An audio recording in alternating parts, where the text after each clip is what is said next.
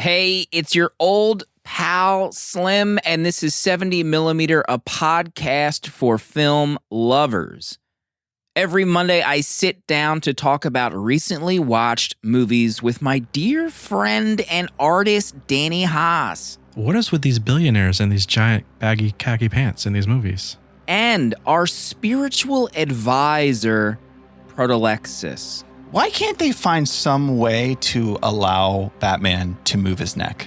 This is the first episode in our The Road to the Batman, leading up to the brand new movie after its release. Does Batman Begins reinvent the Caped Crusader as we knew him? Or are Nolan's action scenes too claustrophobic for us to care? Let's find out now.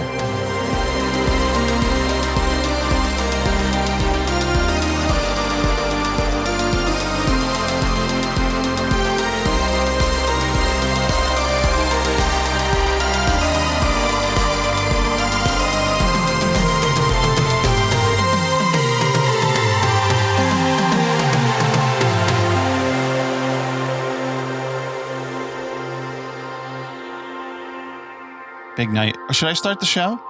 Is now the time? We're just getting right into it. Let's Okay. get right This is into it. like I don't Doom know. Pod right now. Let's do it. Live to tape where Proto's got something to say. I have something to say, okay? Oh, gosh. I prepared a written statement, okay? Oh, my gosh. He's got paper in his hands. Scroll. It's not as long. It's in 42 font. Don't worry. I have said a few things the past few weeks that Uh-oh. upon reflection, I feel like maybe wasn't the greatest thing. So I just wanted to make an apology. In the past few weeks, I've said, some less favorable things about Jon Favreau. Oh, no. Jon Favreau, that he's a director, a writer, an actor. He's done a lot in his career. And I stand by what I said about Boba Fett. Okay. But I understand that it might have felt like an attack against Jon. Yeah. Now, Jon, if you're listening, which We know he is. I'm sure he is, I apologize. I did not mean to hurt you. I was angry. It was a righteous anger. That anger is felt by millions like me for this show, and it's completely justified. But I don't want to cast an image of Jon based on his failures. Instead, I should be casting an image on his successes, because there are many that we all love, right? Remember his movie Chef? No. I've not seen it, but I heard about it. Fantastic movie. Okay. Loved it. I mean, his work on the first Iron Man. It's iconic. Yes. Iconic movie. It changed the game. So, Jon, I want to say we should put aside our differences now. And we should just seek to forget that the Book of Boba Fett ever happened. And just remember the good times before these dark days. So, Jon, I am sorry. Thank you. What an apology. Very bold of Proto to come out to start the show with an apology after asking if Jon Favreau needed to be put out to pasture. Yeah, I think that was I think that might have been an exact quote during our Book of Boba Fett discussion. Slim, would you like to apologize for saying he should be in jail? Was that on the show or was that off air? That sounds like a DM. I don't know if I said that on the show. Someone check the tapes. Someone let me edit the tapes, and then you can check the tapes. Okay?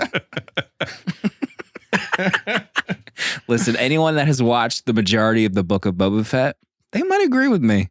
Okay? Maybe a night in jail will wake some people up. Throw Robert Rodriguez in there while we're at it. We all saw that spin move video on Twitter. What is happening on that set? Inmates run the asylum. Batman Begins is their main feature this week. We've gotten the proto apology out of the way. We're moving on together, stronger than the storm. But there is another storm that I think we need to parse through. Oh, gosh. That happened this past week. What'd Not you do? involving Proto, don't worry. Oh, what did I do? There's a hot movie that came out.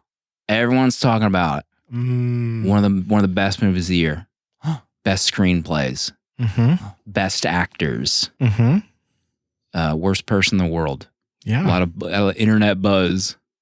And one of the hosts went on a date night. See that movie. Their partner, 3.5 stars. Oh, she gave it stars? She gave it 3.5 stars. Her bravery. The host, very brave. Yeah. The host, Danny, Mm-hmm. no stars. Well, no there's a heart. No rating, but a heart. Juicy heart. Let's walk through this journey, please. So we went to our local independent theater, the Enzion here in Orlando. We're members there. Got into our couch seats to sit and watch a movie that was incredibly loved by our community. Lots of stars out for this. And beaming. And I had a great time watching it. I think it's a really beautiful film. I've been to Oslo twice. I love to see places I've been and film like that. And I think the main actress, I don't want to butcher her name. I think it's probably not Renate.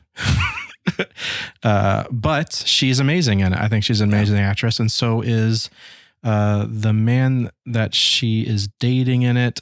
Is that Anders Lie. I think he's incredible. And especially in the third act of the film, the final act, I think he's quite brilliant. I think my problem with giving it stars is it felt a little bit irrelevant because I just didn't connect with the story the way other people have.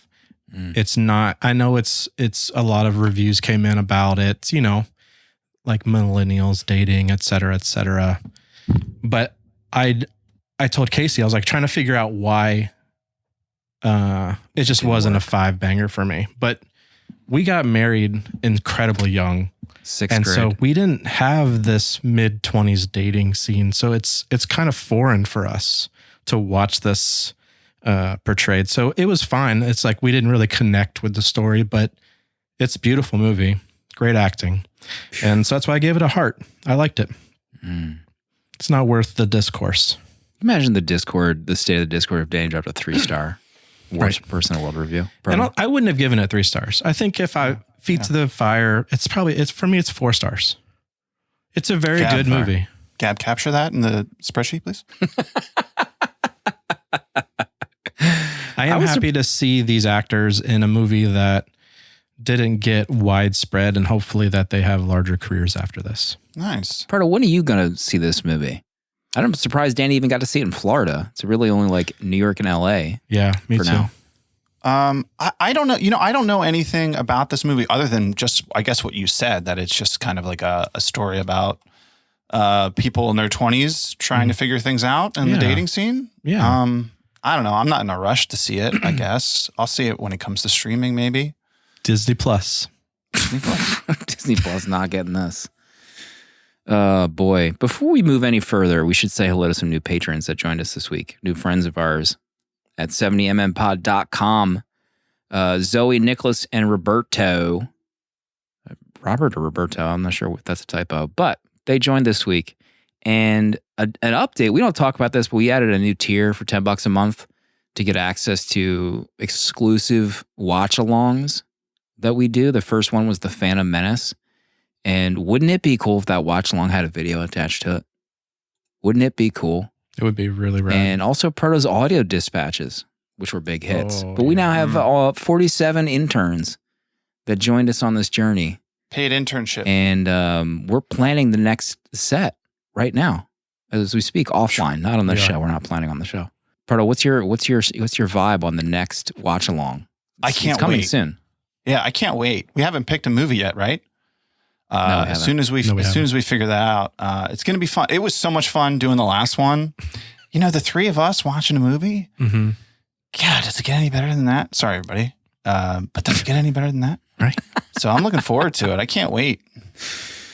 Yeah, I mean, how long was that audio file? It was like 2.5 hours. 2 hours. Phantom Menace. How long is Clone Wars? The second one. It's probably a 2.5 hour. 2+. Can you imagine?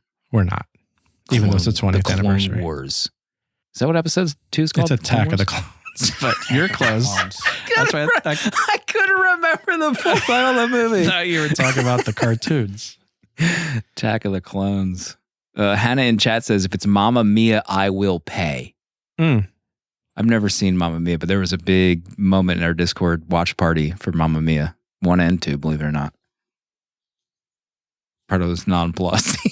Yeah, that's a not big movie. moved his face whatsoever. Jenna loves Stroking Mamma his Mia. hair. Does she? If that was the pick, yeah, she would. Yeah, she would. She'd be a guest on the flip her show. lid. Oh no, I guess. Oh, she'd be pissed because she couldn't watch it with me. Gab has a pretty good idea. Can you imagine a watch along of the last 4 episodes of the Clone Wars animated series? That would be really fun. Mamma Mia. Proto, did you watch any movies this week? Yeah, I watched a movie or two. Yeah, I was able to finally get around to starting the first 70mm journey of the year, which we do throughout the year. We usually pick a series of movies that are related in some way, and then try to we have one per month. So it's kind of like a movie club for the show. So this we're doing the Apu trilogy. And the first movie was Pather Panchali for January. So I'm running a little bit behind, a few weeks behind. But I finally got around to watching it. I actually started it, but I gave this movie 2 stars, unfortunately. I did not love it. A lot of people, it's really highly rated. People rave about this movie. 4.3. Yeah, 4.3. Letterboxd. 3, and you gave it 2? This is one of those letterboxed movies. Oh, Doing air yeah. quotes. This is one that's Yeah, up I had there. never heard of this before seeing it on Letterboxd. So I made it through the whole thing. I didn't connect with it. I felt kind of like bored while watching it.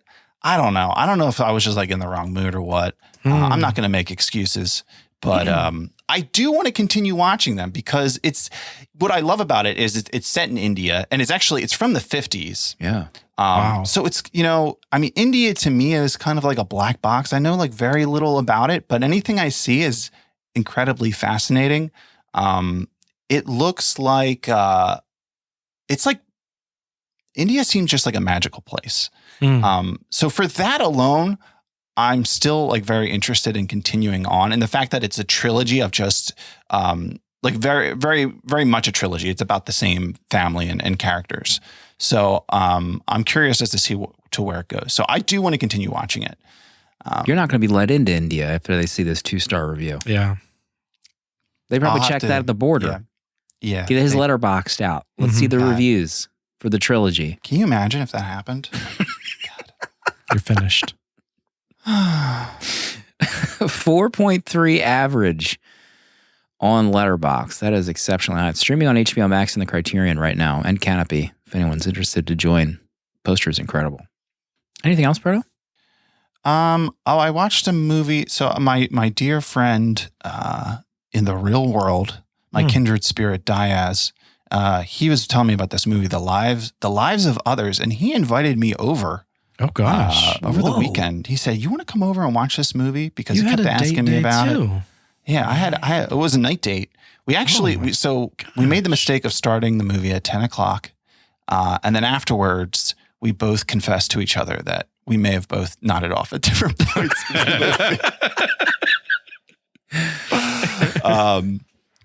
It's set in East Germany during the Cold War, and it's about this guy who does surveillance. It's pretty cool, the story. But I think part of it, it's a pretty long movie. It's 2.5 hours, and then it's in German as well. And there is a lot of talking in this movie. So just like that combination, sitting in the dark on a couch, it's 12 o'clock at night. But I made it through. I gave it 3 stars. I think it's cool. The surveillance stuff, if you're into surveillance, I think it's awesome. Like some of the stuff they do, like they bug this house and it was amazing. So if you like movies like The Conversation or, espionage stuff, I think it's a cool movie to check out. Imagine getting that text. Hey, you want to come over? It's 10:30 at night. You want to come over and watch a 2.5-hour German love story? Gosh. And stay awake. And he said yes. This is some friendship. I'm on my way. Did you go to that Italian pizza place? What's that place you always go to get that pizza? Oh, Brooklyn Pizza. Brooklyn Pizza. My boy Filippo over at Brooklyn Pizza. No, I did not. But that could have kept you awake. Yeah, that could have been the key. That could have been a 4-star movie Sicilian with that pie. pizza. God. But that's All it right. for me. Okay. Danny, did you have any other movies that you want to talk about? No, not yet. Oh, Well, I started The Journey with my daughter. She wouldn't let me stop The Journey after we watched Begin. So we went already straight into Dark Knight. So my week's been full of Batman movies. Yeah, you gonna remember anything about these movies in 3 weeks? You're done The Journey already. I know, it's crazy. I was like, Olive, I gotta wait a week, please, to watch Dark Knight. She's like, we have to watch it tonight. I'm like, okay. Is this their first viewing? First viewings, and she's at 5 stars for each. Oh, My kid, my twin, Child's play. she's my spawn. Wow. She's exactly like me, and it's fun. Every week we give away free year of Letterboxd Pro. Gets rid of third-party ads. You can see where all your movies are streaming easily. And stats to end the year. Disclaimer, I'm a Letterboxd employee.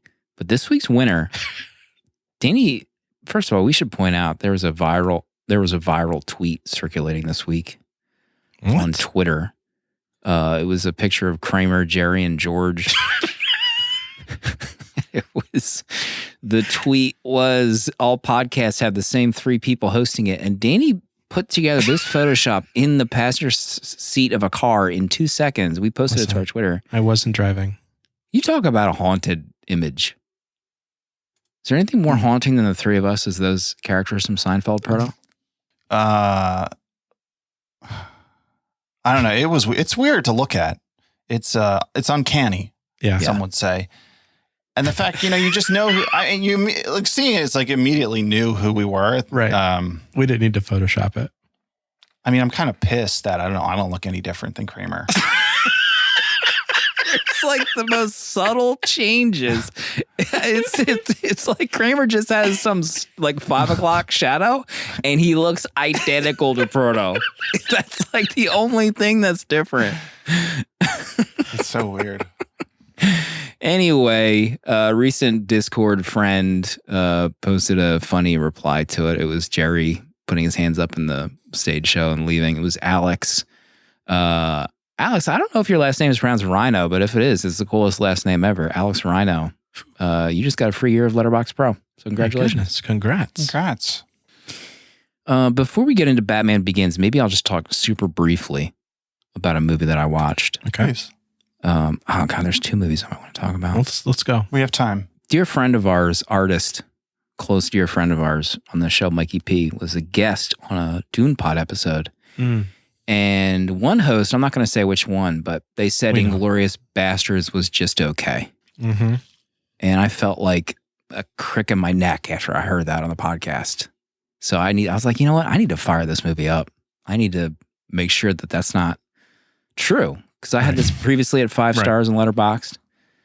I said it was a masterpiece many years ago, so I rewatched it in 4K, HDR, no Dolby, unfortunately, on the digital copy. And it's still a 5-star movie. Inglourious Bastards is incredible. Pardo, do you have any memories of Inglourious Bastards, Quentin? I do. Well, I have a memory of seeing it in theaters. I saw it in Pasadena, California with Quentin? my dear friend, my Diaz. kindred spirit, Diaz. Oh, yeah. gosh. Yeah. We saw it at, Cinerama. God, it might have been 10 o'clock. It was a late showing. This is freaky. This is scary. Buongiorno. Yeah, I remember seeing it in theaters and I like stood up and thinking clapped the last scene of that movie. Danny, do you remember anything about Inglourious Bastards? I'm going to say I've only seen it once, actually. But I mean, I know I loved it. I had a great time. I think that was my introduction, probably a lot of people's, to Brad Pitt. The bad guy. I'm blanking on his name. Christoph. Yes. Walls. Yeah, I feel like that was like his, at least in my world, his introduction to Oh, yeah. Oh yeah, everything. yeah. He's amazing in that film. I mean, I think that might be my favorite. I can't Quentin? say that yet. Is that your favorite Quentin Nazi? right now? Will you say it on the air? My favorite Quentin? No. Is it no. Inglourious Basterds? No. It'll be Kill Bill probably. But that might be my favorite Brad Pitt movie. I really love Brad in that movie. Mikey P's episode on Dude Pod were the Kill Bills. So thankfully, to give Mikey credit, he did say that that host was wrong and Inglourious Basterds was incredible. The other movie I want to talk about, and it'll lead us into Batman Begins, is The Prestige. Oh, from baby. Christopher Nolan. And I had this at 4.5 stars. This is probably the first time I've seen this, maybe since theaters. It's still fantastic. Holds up. And I posited in my review, is this Christopher Nolan's last great movie? Wow. I ask you. No one answered. Pardo, thoughts on The Prestige? Prestige was good last time I saw it. Yeah. You know, what's weird about that movie is like Prestige is, when I saw that, at that point I had no idea who Christopher Nolan even was, which is weird to think about. I get it mixed up with The Illusionist because I feel like they were very close Ed together. They're twins. Yeah, there was a twins movies. If we want to do a double feature one episode. But I also totally had the plot kind of flipped. One of the big reveals I thought was the opposite with one of the characters. So That was The Illusionist. Getting a little bit of a surprise in The Prestige. But Nolan had it back then. That's streaming on Prime right now if anyone's interested in watching. It's time, I think, though. The road to the Batman is finally kicking off right meow. And we're going to do it with Batman Begins. Christopher Nolan. The big one. Proto, hold on, Proto. What? I think that's the bat phone ringing on my desk. I didn't even know I had a bat phone on my desk. Answer it. My God, Hold on a second. Pick it Hold on up. a second. Let me fire up this bat phone. I got to figure this out here. Gents. Hold on. Hold on. Did you hang up on him? Hold on. We'll see if he calls Hold on. back. All right, let me pick up this bat phone right now. Hey, 70mm. It's me, Burza, the Batman. I'm calling from an undisclosed cave under a mansion outside of Gotham City. I heard you were covering my origin story, my beginning. Someone once said small things have small starts, and that's not true. Sorry, I just got back from a run. I'm a little winded. But my story is one of vengeance and justice and revenge and symbols. I learned from Ra's al Ghul that as a man, I can only be a man that can be killed. But as a symbol, I can be a symbol. I forget the rest, but it made a lot of sense when you said it. Some people gave up on Gotham. But when a rogue psychologist tries to poison our water supply with a fear-inducing hallucinogen, Batman must put away the tears for Mom and Dad and do something that no one else could. Shout out to Alfred for saving my life, and shout out to Ra's al Ghul for training me, even if he ended up being a scumbag. I never kill, but I killed him with the moving train loophole. Anyway, I'm Batman. Batman, quote, Batman calling in Called for in. a synopsis for the Wow. movie, Proto. What do you think about that? It's coming for your job. That's great. I don't even know if he really explained what the movie was about that much, but Yeah. I mean, thanks, Batman. That was great. Batman or Nicolas Cage? You decide. Who can say, really? Can you imagine Nick Cage as a Batman? Oh, God. A Batman vs Superman where they're both played by Nick Cage. And Joker is the villain played by Nicolas Cage. My gosh. Now, are we still doing a synopsis after that, Proto? Did we decide? I wasn't planning on it. Okay. There you go. That's a All right. synopsis. So I think we Who got. hasn't seen this We movie? know this Everyone's movie. seen Batman Everyone's seen Begins. Batman. I'll see how the music sounds under Batman's voice in that voicemail and see how that shakes out. Shake it. So this is kicking off a big journey for us. This was a big moment in 2005.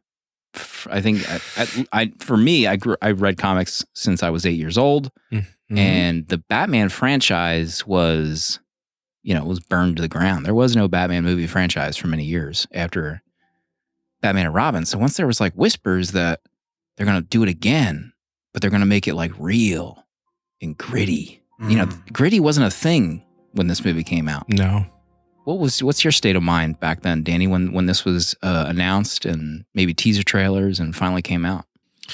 I don't really remember, actually. I think at that time I was in the planning stages of actually opening my comic book store at some point.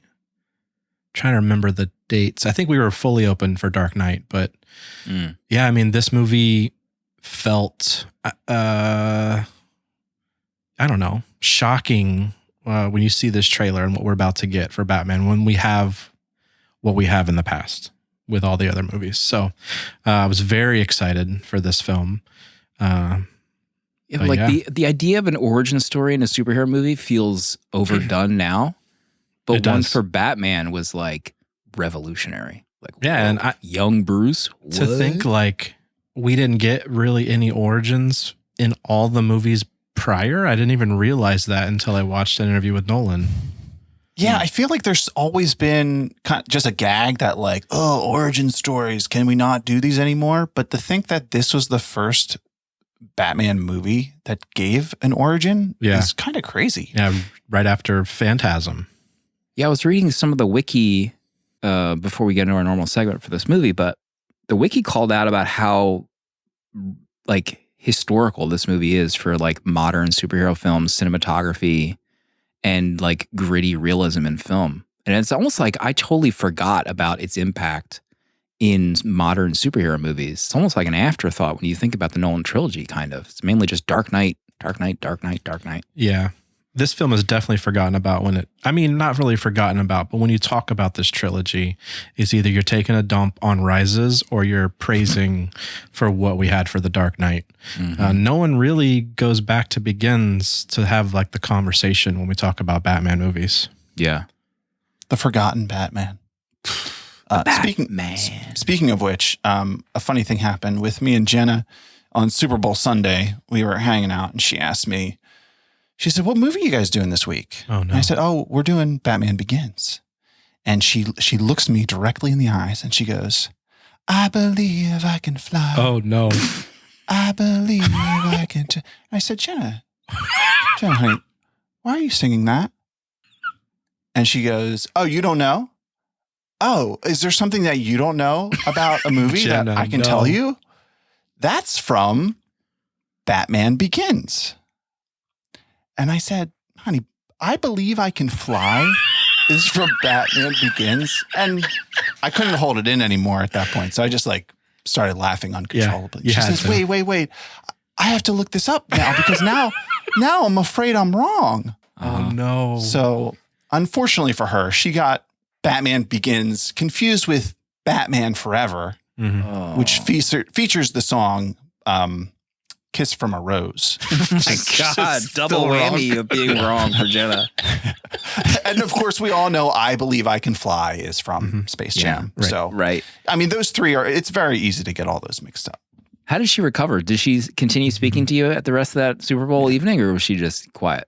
She hasn't recovered yet. You haven't spoken since that moment.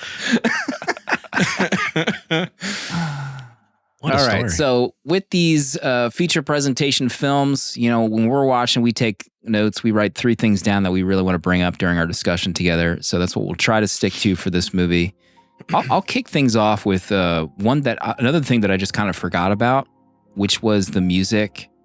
Well, I mean, everyone knows the Dark Knight like music. We put it in that episode when we announced it. It's amazing. But I didn't know James Newton Howard did like the dramatic music. Yeah. And like not the action stuff. I had no clue. And that's like some of the best parts of this entire movie is the Howard stuff.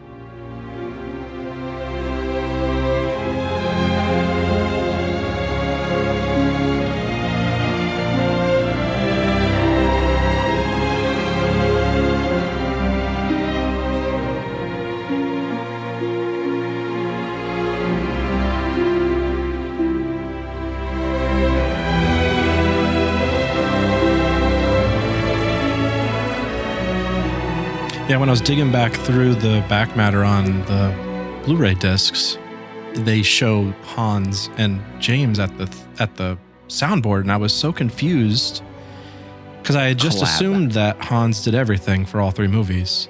But I mean, clearly wrong, and this film has some incredible music in it. Yeah, I love the music in this. I mean, yeah, it's iconic, right? This is great Batman music. Yeah, the music when he's like in the cave and the bats are flying around him and the music kicks in. God. That's a 5-star moment. Absolutely. Absolutely. 100%.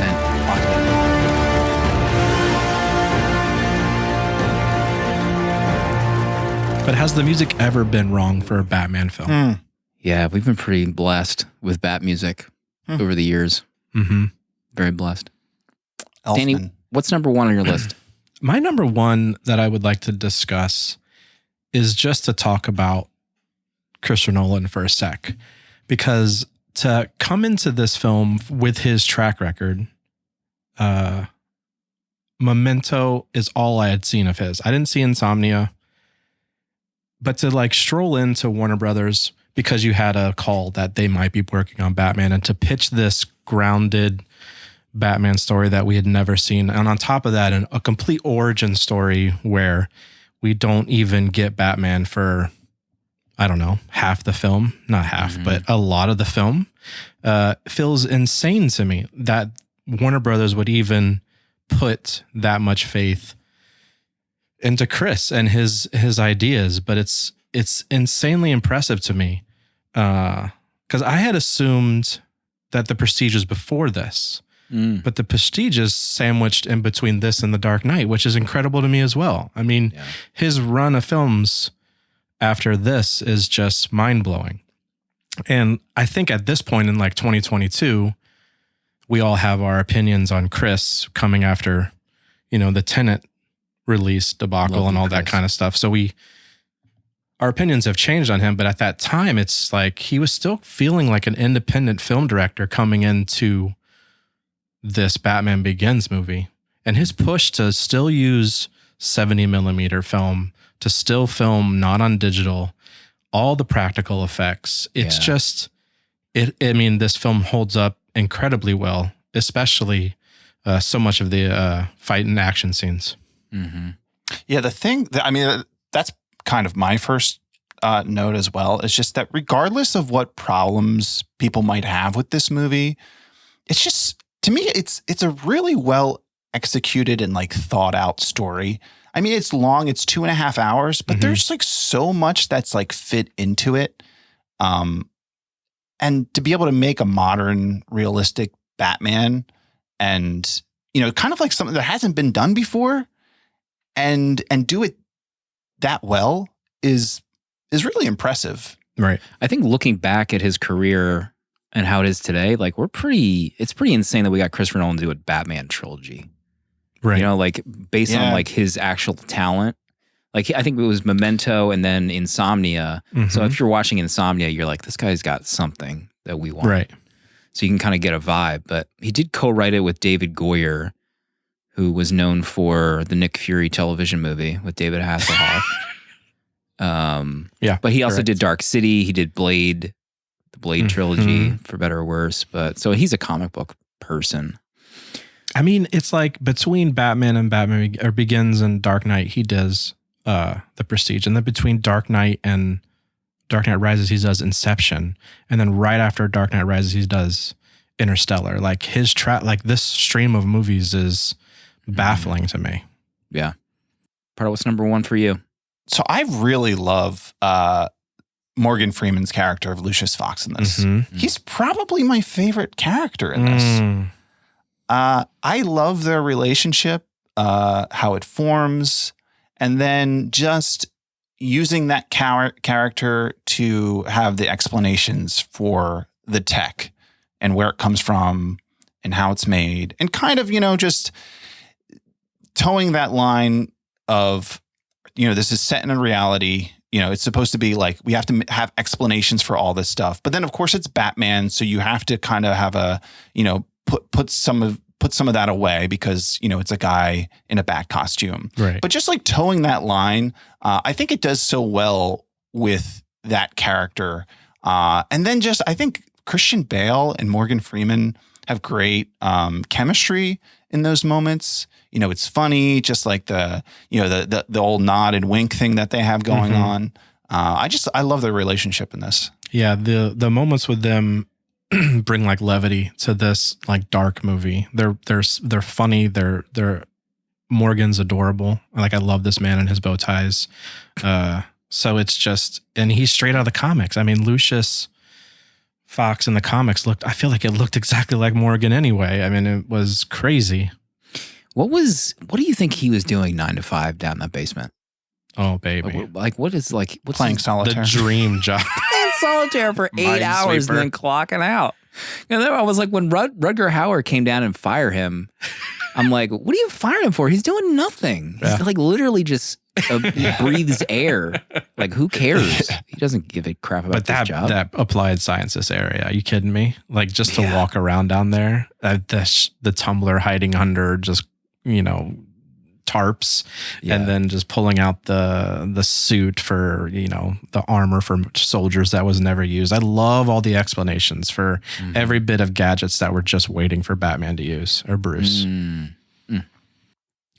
My number 2 is probably the biggest thing when I think about Batman Begins is the way this movie looks with the brown or sepia, whatever you want to call it, like the color profile of this movie.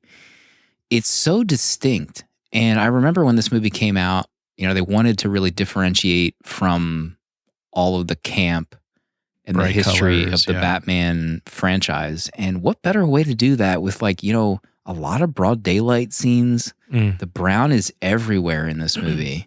And that's the first thing I think of when I think of Batman Begins. And the scene where he sees Rachel for the first time as Batman in the subway system, and it's broad daylight. Like, thank you, God, that these scenes even existed. If this was a new superhero movie today, it would be total pitch black darkness. The whole thing would be CGI. There's some kind of orb on the Disney lot with a green screen or whatever. But it's just like, it's like a bygone era. But this is 2005. It's not even that long ago. And I love his cape. He just looks so cool in that scene where he first appears to Rachel. And the whole look of this movie, I love. I mean, it's on the box art. It's in the poster. I mean, brown is the color of this film for sure. And you can't escape it. The jacket's brown, like everything. The coat has a story in this movie. I mean, it's insane. But what do you think of the style, the visuals? Yeah, I like it. When he first appears, I mean, that shot of him on the top of the skyscraper. Stop. On the corner, man, that's the best shot of the movie. Is that the one when it's raining and he's like got one leg on the wall, or is it different? No, where it pans. No, it's the like sunset. before that. Yeah, he's on that he's like just- gargoyle. It's like a real guy dressed as Batman in Chicago. That's how cool it looks. Yeah, like that shot's amazing. Although I don't love the depiction of Gotham in this. The Talk to us. Narrows. Drink whenever someone said the Narrows and the shows that you're Oh my dead God. in 10 minutes. I just love the animated version of Gotham from the animated series so much. Just that, you know, 1940s retro futurism. This, like, the city just makes it feel so of the current time, you know, like modern times, 21st century. And to me, that's just like not really Batman. And I don't know. I can just never get past that, like with any of like the cityscape shots. Although I do love the train. I think the train, the raised platform is killer. Yeah. I was going to ask you, Proto, in your notes, do you have any notes on the bagginess of his khaki pants? I did notice the pants. I was going to say, Yeah. what is with these billionaires and these giant baggy khaki pants in these movies? Funnily enough, I did not notice the baggy pants. There's a shot of him. I don't know what he's doing. Spelunking? You get the baggy pants on? I mean, they're baggy. Yeah, he's a little frumpy in some scenes. But when he gets out of bed bruised up and he does those push-ups and he's in the best physical shape of any human being on the planet. Alpha Disgusting. move. How about, okay, so I was reading a story, or no, I was listening to a conversation Nolan was having when he was casting Bale to be Batman. And he was in the middle of filming The Machinist. And we know how skinny he got in that. Wow. And so when he gained his muscle mass, he got too big to be Batman. And he had to lose weight to get down into the suit. I just don't understand how this is healthy for anybody. His physical form from Machinist to Batman Begins. He did look pretty beefy. Now that I think about it, like the scene where he's doing the push-ups, it looked like he maybe wouldn't even fit into a bat suit. Right? Or at least maybe not like Dark Knight bat suit. Yeah, he's a not lot really of shown a ton without the cape around his body. Yeah, a lot of the behind the scenes in the beginning when they're working out and doing the, choreography, he looks huge, like really big. I'm just like, God, the muscle mass he had to put on after The Machinist. That might explain why his little squishy mouth face in the bat mask. I kind of like oh my his cheeks like coming out of the bat suit when he's like talking. They should have adjusted the bat cowl, I think, for those scenes. Please. Can he push his cheeks in? Why can't they find some way to allow Batman to move his neck? Next movie. They see it in the next one, but it's still crazy they couldn't figure it out for this one after all these years. Like the movie magic can't do some work in those moments. He's like standing around like a bird when he's looking down. He looks like a bird, like like a pigeon peeking over the edge of a building, and he can't. His visibility, he would lose every fight he's in with the immobility of his upper body. Good thing he's a ninja. That's why he's got to use the smoke all the time, because he's got to look around. Danny, what's your number 2? Number 2, the supporting cast in this film. What's his name that plays Ducard? Qui-Gon Jinn. Him. Liam Neeson before anyone yells at Ken Watanabe. Rachel Dawes. Falcone. Cillian Murphy. I mean, Lucius Fox. I mean, the cast in this Gary is Oldman. unreal. Gary Oldman. Gary Oldman straight. Gary Oldman's like the 7th name I you just forgot rattled about off. Gary. I mean, the cast insane cast around Christian Bale in this one that he has to interact with. I mean, I can't get over every time someone's on screen, especially Gary. I love Gary as Gordon. I mean, it's coming right out of the books for me. Him and Liam Neeson. I love the bait and switch with him and Ra's al Ghul, him being Ducard. It's absolutely mind-blowing, this cast. I can't get over it. I mean, Michael Caine. I forgot Michael Caine as Alfred. I mean, geez Louise, this cast is unreal. Caine. Never. Oh, in honor of Michael Caine, I'm a professional Yes. podcaster. I would never usually eat on a show, but in honor of Michael Caine, I did make a sandwich. Oh my gosh. I just wanted to Are you? vocal bite and say thank you, Michael, for your performance. It was great. The amount of prepared bits that He's Frodo never has been come this prepared. with for the road to the Batman is off the charts. It's a big movie. He's so prepared for this movie. Are you trying to say that Michael Caine has something in his mouth when he's acting in this movie? Is that what you're trying to get across? Talk to us. It may. To me, it kind of sounds like he might have something in his mouth. And I just kind of think of him. You're going to choke. That scene in Tenet where he's sitting down with Denzel Washington's son and he has food in his mouth, that scene has changed me. That's all I think about when I see my. We talked about the cast. I do want to call out. We did get some reviews coming through in our Discord about Tom Wilkinson as Falcone. What is going on with his accent? It's like if I played an Italian gangster, I might have had the same effect as his accent in this movie, I think. More than your old man, anyway. In the joint, Chill told me about the night he killed your parents. He said your father begged for mercy. Begged. Like a dog. But you enjoyed it, Danny. Yeah, why? Imagine complaining about Tom Wilkinson's accent in this movie. Everyone knows Imagine that. having to write a review about his accent in Batman Begins. I mean, his accent's so bad. I heard about your dad the night your dad got shot. I heard he begged like a dog, and then he nods off camera. It's awful. It is awful. It didn't even register to me that he was trying to do an accent. So it was that bad. That scene is so good, though. Stop. You're out of your Let's mind. make our own version of that scene with me dressed as Tom Wilkinson as Carmen Falcone, and I'll do the voice and the acting. We'll make our own version. That'll come out after my edit of Last Action Hero that I'm still working on. We'll do it. Like a dog. Proto, number 3 for you. Number 2 for you, sorry. Number 2 for me. So I think we all can agree that George Clooney is the worst Batman. Yes.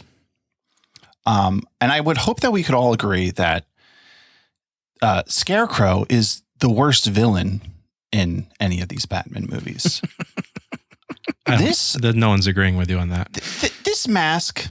You're out of your mind. This whole setup is so stupid. You're out of your mind. Every time he's on the screen, it is so bad. Like the mask is idiotic. No. And then he's like, what else he's got? He's wearing like a business suit. Yes. It just looks so stupid. Business casual. So corny. Way. I do have to position this movie like they've used all the quote good ones by this point. Like they don't want to rehash any of the characters that were used for the first 4. So we're like, all right, we got Scarecrow and Ra's al Ghul. Yeah. You know, let's give it a shot. I enjoyed the Scarecrow. I agree that he's like a C-level character when you're looking at the rogues gallery for Batman, but I do love Cillian C. Murphy's reaction to like evil Batman when he's drugged up. Oh, God. He makes like a Those scared face that is one of the greatest moments in the history of filmmaking. Like that's amazing acting. I'm a hard disagree on Scarecrow. I enjoy him in this film. I love the mask so much, and especially when it's used to entice fear into the person that he just drugged. There's so many. The maggot scene, the fire scene, when he rides in on the horse is like straight out of Long Halloween. Like screaming, I mean, it's. I don't know. I think this is. I just love Killian in this. I think I just really dig it. It's a lot of fun to me. Mm-hmm. His Killian's glasses though were criminal. that pair of glasses he had on. Well, you can't cover those baby blues. You need wider lenses for him.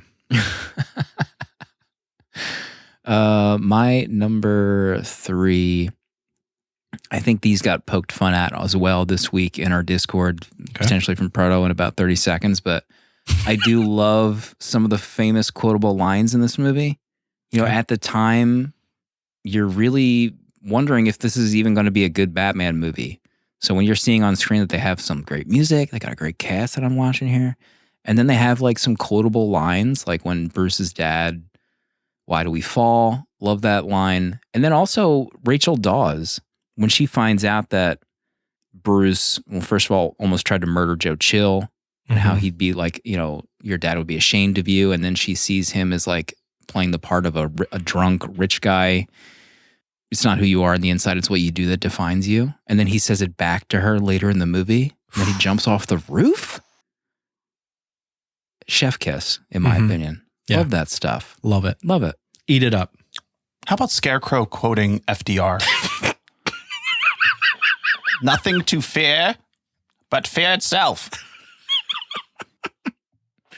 Imagine Tom Wilkinson as Carmen Falcone doing FDR.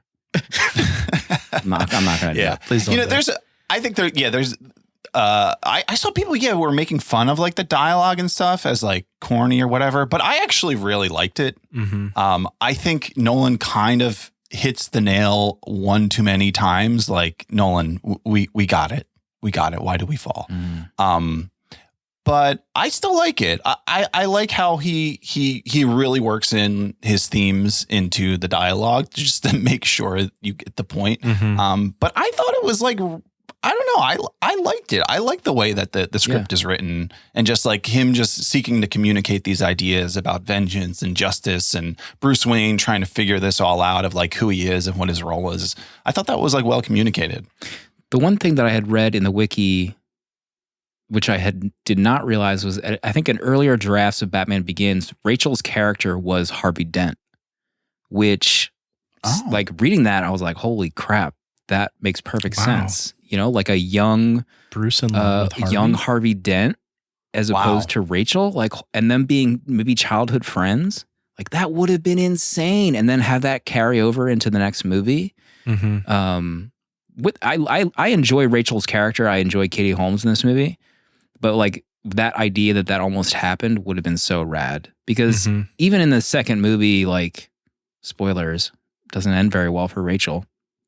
Like you could have kind of even not needed that and just had Harvey Dent's story be the main thing and work it a little bit differently. So I thought that was pretty rad. I did read along those lines also for Harvey that her boss was also almost Harvey as well in this film. The guy that she questions, etc. when Killian's walking out of the first deposition or whatever you want to call it. But yeah, he was definitely almost in this film. Number 3 for Batman Begins, Danny.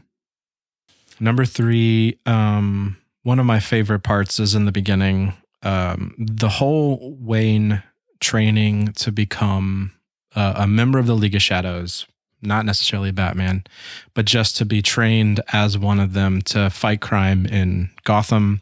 From the prison camp fight scene to meeting Ducard in the prison cell to making the hike up to the monastery in the Himalayas or wherever.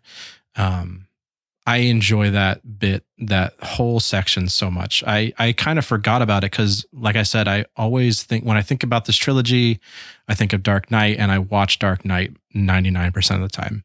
So I rarely come back to this film, but that whole segment of him not killing the guy that stole from the farmer next door, making the conscious choice to like not kill then, and standing up for that in the face of Ra's al Ghul, Ducard. It's such a great it's not really a training montage, but that whole training of him to be in the League of Shadows, I really love it. I love Liam in these scenes. He's like the other father figure in this film for Bruce. You have Alfred, you have his dad, which is this is the first time I've ever really cared about the Bruce Wayne character in a movie. Everything's like, let's just get to Batman. But this film makes me care about Bruce, and watching him, go from losing his parents to becoming of the League. This is stuff I just eat up. I'm really eating it up. I love the scene of them training on the ice. Yeah. Like, I think that with the Incredible music in the stuff. background and like them wearing the wrist pads with the blades on them. Gauntlets, yeah. The gauntlet, cool. That's cool. Although I think the like his final scene with like the ninjas like moving around, I can't abide that scene. That scene is so stupid. we do have to get into Christopher Nolan's action scenes, in my opinion. Yes, please. Christopher Nolan. This is my last point. Yeah, I had said this in our Discord, but Christopher Nolan could not direct an action scene if his life depended on it.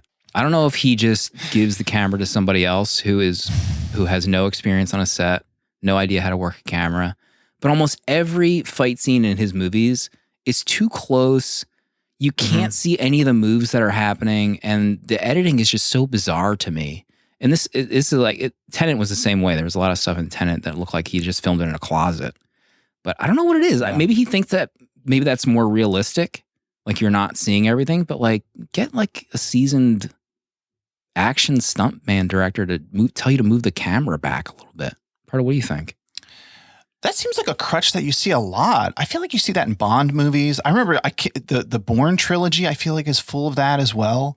I don't know if it's like some kind of crutch to make it feel more realistic, because if they moved it back, it would look too slow, and maybe it would look, just staged. It would look like they're acting rather than real. But the scene to me, the Shang-Chi. Sorry, the Shang-Chi on the train scene. Please, let's guys. compare the Shang-Chi train fight scene. Like that's insane, and that's Marvel. So I mean, come on. Oh my God. Sorry, go I mean, ahead. a lot of it's also God. CG too. So Right. there's also that Yeah. aspect of it. Yeah, I was gonna say that I've always liked that in the Lord of the Rings, there's like a lot of scenes where just the action, the camera's pulled back and you can see what's going on in like the fights. And it like Peter Jackson makes it work somehow and it looks amazing. So it doesn't seem like you have to do it that way. But yeah, I can't think of like that first scene where they're on the dock and he's fighting those guys. I was just like, this stinks. Wait, the Which is a scene where shame. it's like he's out of the shadows taking people out? No, but then he has like the brawl where he like falls in. There's like 10 guys. I don't I mean, know if I compare agree it to with you like guys on this. not to have Proto compare the Keaton Batman, but like in the Bell Tower, like those fight scenes and the like the karate fight in the street, like that's in plain view, and like it's really short, and you can see kind of like him blocking stuff and doing karate kicks. And I just sound like a moron saying that out loud, but it just looks better in my opinion. So I take it, Danny, you disagree. Someone's watching it going, nice I- blocks, nice kicks. I don't know if I do disagree, but to the point of where it doesn't distract. It's not noticeable to me enough to make a point about it. So when I'm watching Batman brawl in these films, I don't know. When I watch the stunt directors and the people that train, everything is meant to be up close and fought up close with Batman. However, whatever they called this type of fighting, it was called like something with a K, like Kessie or something. And it's Krav Maga. No, I'm saying it like it's like Casey or something. And they that's meant to fight up close in these quick, short jabs. And so I don't know, maybe that was the wrong fighting style to film for Batman in these films. But I don't make a note that this looks bad. So I agree to a point. Okay. Thank you, Tony. Danny Flandor. See, I was right. Casey. I thought you made that up. I don't know what the hell you're talking Thank you. about. See? Chat backs me up. Photoshop. All right. Let's see. Honorable mentions from me. Crane's reaction to the Nightmare Batman is insane. I love the idea that the League of Shadows have already tried to destroy Gotham, but Bruce's dad has stopped them with trying to help the city over the years. That was awesome. Oh, I actually loved Alfred crying in the car when he had to go save Bruce for the first time when he was drugged up. And he was having those hallucinations in the back seat and Alfred's driving his little car crying. I think that might be it. Cinematography is legit as hell. Yeah. So I had a fantastic time watching this. The ending, let's start with the ending. Also, my big honorable mention, the cliffhanger ending that you might be getting a Joker in the next movie. Like this is like the original MCU Easter egg ending. It's in the movie. Yeah. And you had to wait years for the next movie to come out with Joker. Like Years. It's insane for the nerds like me that had to wait. So I'm at 4.5 stars for Batman Begins. Loved it. Loved it. Danny? Honorable mentions, the design of the tumbler. Are you kidding me with this design? I'm in love with the tumbler. This is insane. This whole working vehicle, etc. The line when he fighting Ra's on the train, I won't kill you, or I won't kill you, but I don't have to save you. And he just jumps out of the train and lets him die. I fucking love that shit. I love it. I love that line. I love the end scene. I love so much of that finale. But I don't have to save you. You know what my stars are for this. You know. Yeah, we do. It's 5. It's a 5 banger for Danny. It's a 5 banger. This rewatch has been so much fun. To watch it with my daughter for the first time and her to, cover her eyes or jump when the scarecrow scenes happen and experiencing this with a kid. This is the best. Love it. Barlow, it's time. Wow. Honorable mentions. Oh yeah, you brought up the Tumblr. I remember I was really put off by the Tumblr the first time I saw this. That's always like my main thing. It was just that it's like, I don't know. It's just like, it's not a Batmobile. It's just like a military tank. And I was like, but I think it's grown on me. It is really cool, even if he just kind of drives it like a tank. It looks amazing. How about when every time he had to go in the middle, his head is like angled at his feet because of his cowl being a pigeon cowl? And like, it's so dangerous for him to go in the middle of that tumbler. How about when he has to turn to Rachel? Rachel! His cheeks. Rachel! Destroy him. Let's see. What else? Honorable mentions. The cop eating the falafel. That guy. I mean, that scene's walking amazing. in the rain. Yeah. He should have let him hit the pavement. Like, he let him down too easily. Drop the guy like 15 feet off the ground. I don't know what that's about. Yeah. Alfred crying about the Wayne name. Get a life. Also, what do you think Alfred has been doing for 7 years at the Wayne Mansion? Also, just kind of dilly-dallying playing solitaire like Morgan Freeman. Yeah. Who knows? Yeah, on paper, I think this movie it has like everything. Mm-hmm. I love the script. I mean, it has an amazing cast. It has everything on paper, but I don't know. Whenever I watch this, I just don't love it. And I think Christian Bale is a great actor. But I just don't like him as Batman at all. He's just never worked for me. I just don't buy it for whatever reason. And then, I don't know, with like an hour to go in this, I'm just usually like just not engaged anymore and just kind of bored. I don't know why. This movie just doesn't work for me at all. So I'm at 2 stars. Proto begins. Where would you rate Christian Bale in the Batman universe so this far? This is a good question. That we've gone on 70mm. Done them all up until this point, some of which are behind supporter-only episodes. So we have how many bats do we have so far? Bale, 4? Keaton, Clooney, Kilmer, and that's it. Okay, yeah. So Kilmer's number 1. Jesus Christ. Cut the stream. Great Batman, though. No, I guess I have to go Bale. You don't have to. Too. And then Keaton, then Clooney. Wow. Your turn, Matt. I wasn't expecting to do this, but No, I'm putting you on the spot. I do love Keaton as Batman, and Val Kilmer is probably 2. I mean, that Batman Forever episode we did together, that was an Magic. experience. It was magic. Mm-hmm. Early 4K viewing for that movie. Who's left? Clooney's last. Mhm. Bale's 3, I think. I mean, it's not like a real negative on Bale. It's just that Keaton and Kilmer they do it for me. I respect that. Boom. Danny? Chat. So Clooney's last. Kilmer is 3. Keaton is 2, and Bale is 1. Bale is 1. Did I just hear that? Christian Bale's number Holy 1 for me. smokes. Now, there's whispers that Michael Keaton might return. I don't know if it's know. confirmed. All Might these return in the whispers. Flash movie as an elder Batman. I'm all for that. That'd be amazing. Alternate universe? Mhm. There is a multiverse stuff happening in the Flash movie. Wow. Can you imagine an emergency Flash episode? Since Michael Keaton's in it. Emergency. Some comments about Adam West. We haven't covered him on the show. Just episodes we've covered on the show. We've done all the theatrical movies so far. I don't think Batman was theatrical, the original one. 66. Okay, we have some emails to get to. Some VMs. Batman Begins in the can. Not again. We don't have a new one. Just wanted to play that audio again. All right. So you can shut it off. Shut it off, please. Thank you.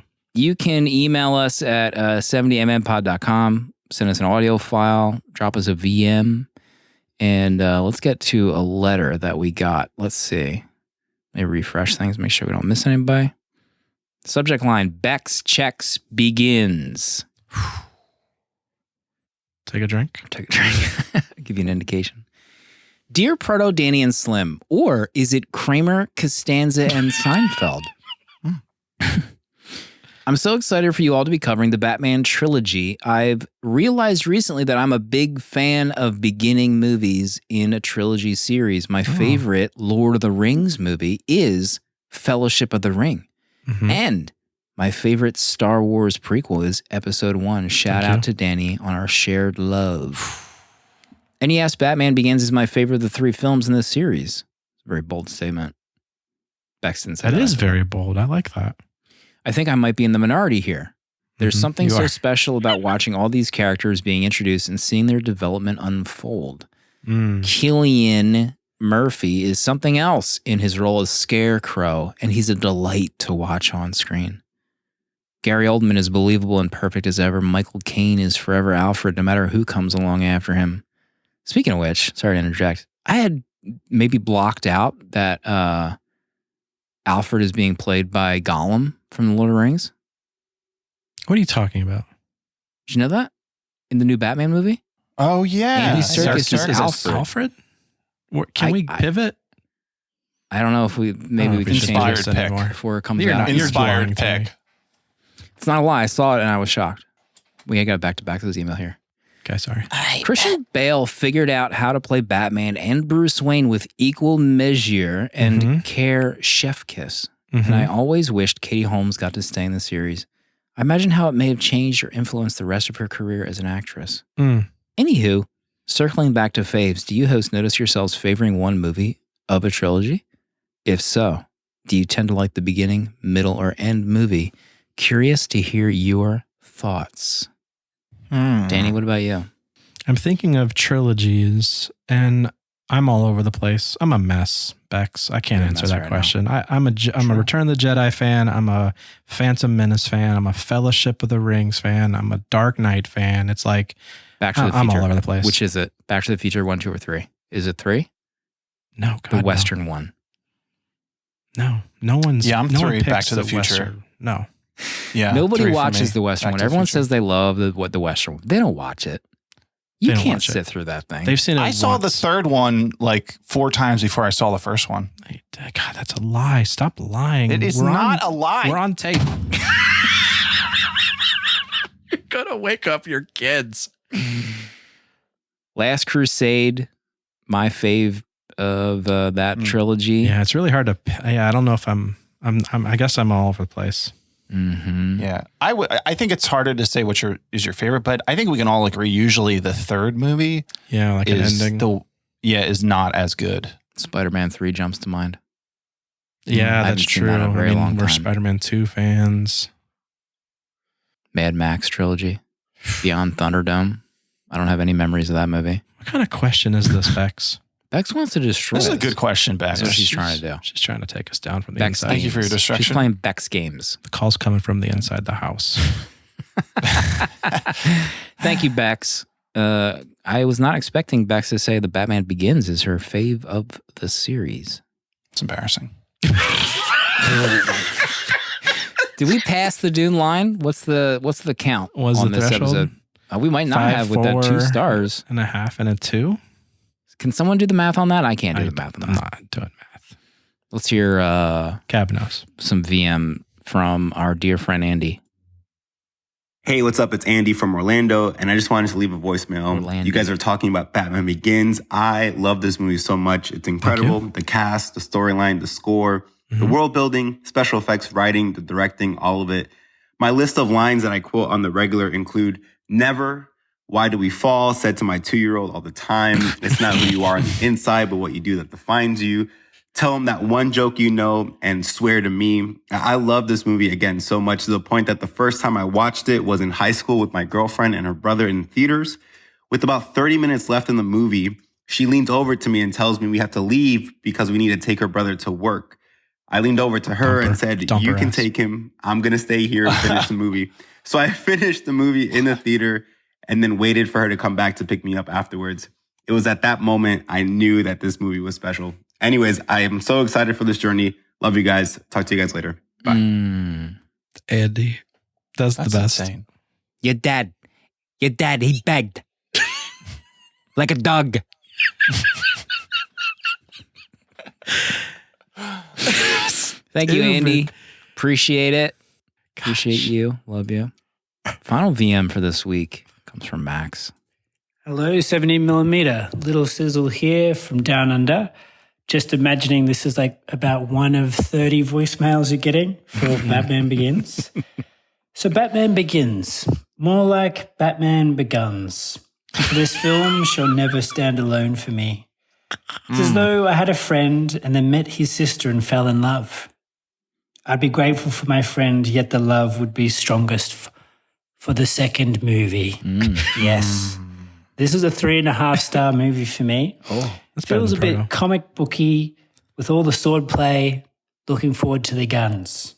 We have a bit of backstory, page turning, and not enough of one single bad guy's arc. Anybody else want more Scarecrow?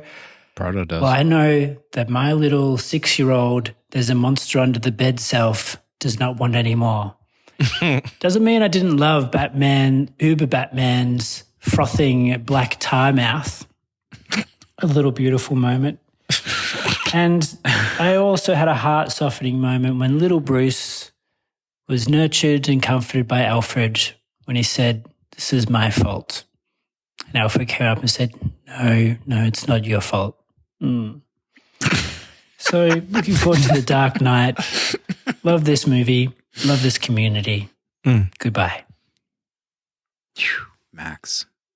What do you think Wow, that what a was great- Bale? Was there a behind the scenes scene of Bale as Nightmare Batman with that stuff coming out of his mouth? And that was CG, Matt, please. Wait, was it? Yeah. That wasn't real, Matt. Come on. I mean, you can tell this when it's CG in Matt, this movie. please. Those That bats. looks real to me. Matt. How You're bad were embarrassing those yourself. bats? There's no CG. Christopher Nolan wouldn't use CG in this movie. Matt, please. Sure, we'll check the making of for this. Thanks for the VM. Max sounds a lot like Neil. You mentioned a podcast with Neil and Max. I'm gonna cut together Imagine two it. VMs and make it sound like a podcast. Play them at the same time. Oh boy, I think that's it for this week. Next episode. Did you drop the art yet? Of course I did, Matt. Oh my god. The art. My God. One of his best. It's ridiculous. Thank you. You guys are sweet. Almost fainted in our DM Something special. earlier today. The thought of holding this in my hands, like in physical form, if you're in the same room as this print, it's impressive. Like, this is the kind of thing you put it like the entrance to your home. You Let them this is know when what they walk in. Yeah. Yeah, let them know. It feels like almost like we're close to like a Danny Haas Batman Begins comic book adaptation is what Are I'm we getting close? from that art. Gosh. Right? Can you imagine like a full comic book size version of this with like the Batman logo on top of it? My gosh. Cut the stream. All right, next week it could be the biggest episode we've ever done. Could be the most popular episode in the history of this show. It's The Dark Knight. This is the one that changed nerds' lives forever. Forever. It's not even an understatement. Everything changed when this movie came out. Mm-hmm. Proto, can you set the stage for next week at the end of this episode, Batman Begins? Sure. One sec, hold on. Just eating a sandwich again. What kind of sandwich is this? Peanut butter? Yeah. Oh, we can all agree this was a weak start. But that's what's great about trilogies. Chris Nolan has 2 more chances to right this wrong and to do something truly incredible. Let us pray. Oh boy, we'll see everybody next week for The Dark Knight.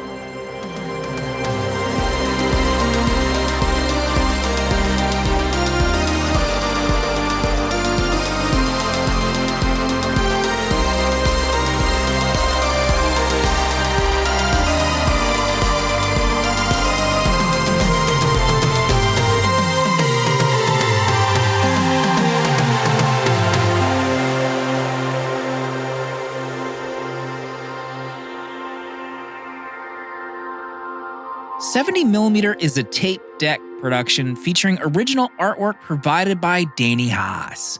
Spiritual guidance and V'ger, the robot who loves movies, provided by Pertalexis. Producer at large, Dale_A. Transcripts provided by Sophie Shin and music composed by Cinematrix. Prints and other merch are available on 70mmpod.com. This episode was mixed, edited, and produced by me, Slim. Support our Patreon for access to our VHS Village Discord to talk movies with new friends, access to our exclusive episodes in the 70mm vault, discounts on merch, uncut episodes, and a physical membership card mailed to you. To check out other Tape Deck podcasts, find the link in the episode notes. And if you'd like to support our friends at Letterboxd and upgrade to pro or patron status, you can do so with a 20% off discount using the links on 70mmpod.com. Goodbye. This is a Tape Deck podcast.